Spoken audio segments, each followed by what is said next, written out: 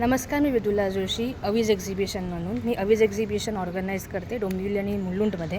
So माझ्या अनुभवावरनं मी हा video बनवत आहे की स्टॉल होल्डर्स जे नवीन असतात किंवा जे भरपूर एक्झिबिशन्स लावतात ते सुद्धा 3 मेन चुका करतात.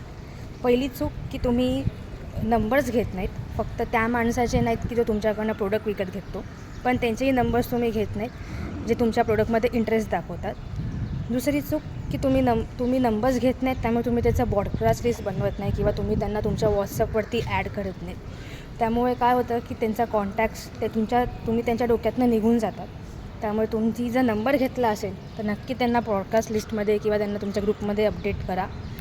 ते थर्ड चूक जे युजली कोणी करत नसावे कदाचित, की कोणी जर तुमच्याकडनं प्रोडक्ट घेतलं आहे किंवा कोणी जर तुमच्या स्टॉलला व्हिजिट केलं आहे तर नेक्स्ट डे म्हणजे जेव्हा तुमचं एक्झिबिशन संपेल, समजा शनिवार रविवार हे तुमचं एक्झिबिशन असेल तर सोमवारी सकाळी किंवा रविवारी रात्री तुमच्याकडनं एक मेसेज गेला पाहिजे की thank you for visiting our exhibition किंवा thank you for visiting our stall number in so and so exhibition on so and so date.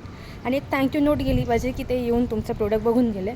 याने काय होतं की त्या माणसाला तुम्ही लक्षात राहतात, कदाचित तो तुमचा नंबरही सेव्ह करेल. त्यामुळे हे जे आहे ह्याला बोलतात कस्टमर रिलेशनशिप किंवा तुम्ही कस्टमरशी एक बॉन्ड बनवतात. ठीक आहे. सो पुढच्या वेळेला जेव्हा तुम्ही एक्झिबिशन लावाल तर नक्की हे लक्षात ठेवा की पहिला त्यांचा नंबर घेणं, प्रत्येक माणसाचा तो तुमच्या स्टॉलवरती त्याचा नंबर घेणं.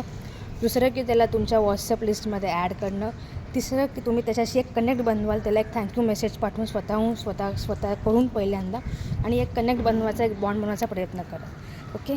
तर तुम्हाला असे टिप्स जर हवे असतील एक्झिबिशनसाठी किंवा तुम्हाला तुमचं स्किल अप करायचं असेल, बिझनेस करण्यावर, तर नक्की मला फॉलो करा अवीज एक्झिबिशनवरती किंवा विदुला जोशीवरती. धन्यवाद.